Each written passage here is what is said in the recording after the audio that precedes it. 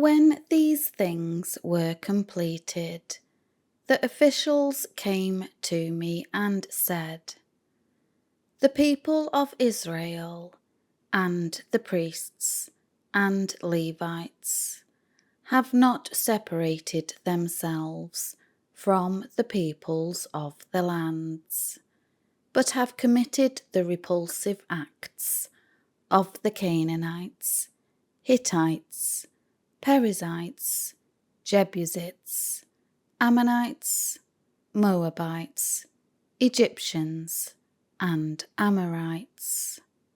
For they have taken some of their daughters as wives for themselves and for their sons, so that the holy race has intermingled with the peoples of the lands. Indeed, the officials and chief men have been foremost in this unfaithful act and direct violation of God's will." When I heard this, I tore my clothing and my robe in grief. I pulled out some of the hair from my head and my beard, and sat down, appalled at the shame of it. Then everyone who trembled at the words of the God of Israel, because of the unfaithfulness of the exiles, gathered to me, as I sat appalled until the evening offering. At the evening offering, I arose from my time of humiliation and penitence, and having torn my clothing and my robe, I fell on my knees and stretched out my hands to the Lord my God. And I said, "O my God, I am ashamed and embarrassed to lift up my face to you, my God, for our wrongdoings have risen higher than our heads, and our guilt has grown to the heavens.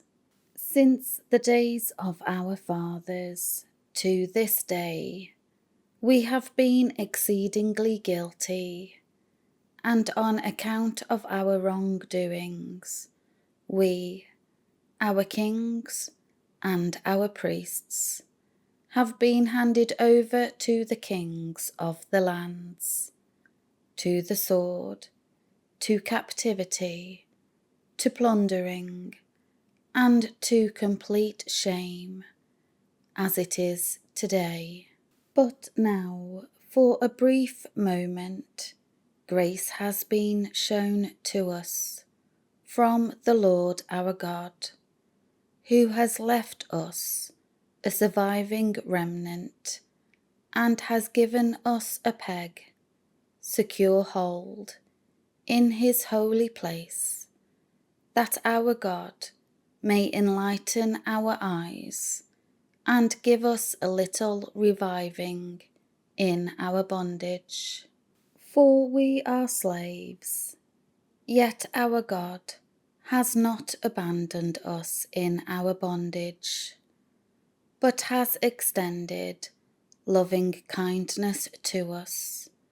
before the kings of Persia, to revive us, to rebuild the house of our God,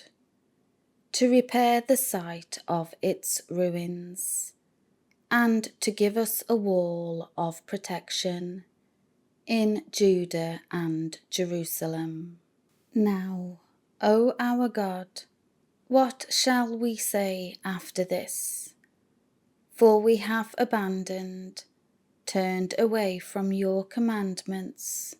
which you have commanded by your servants the prophets, saying, "The land which you are entering to possess is a defiled land, with the uncleanness of the peoples of the lands, through their repulsive acts, which have filled it from one end to the other, along with their impurity. So now, do not give your daughters to their sons, or take their daughters for your sons,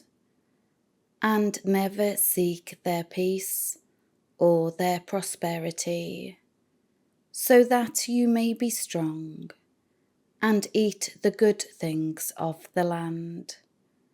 and leave it as an inheritance to your children forever.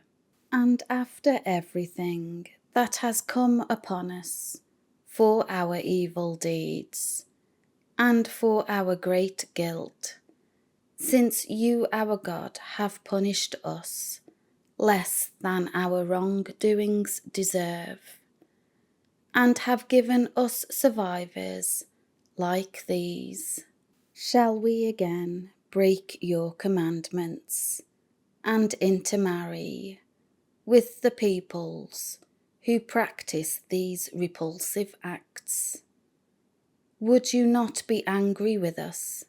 to the point of total destruction, so that there would be no remnant nor survivor? O Lord God of Israel, you are uncompromisingly just, righteous, for we have been left as survivors, as it is this day. Behold, we are before you in our guilt, for no one can stand before you because of this.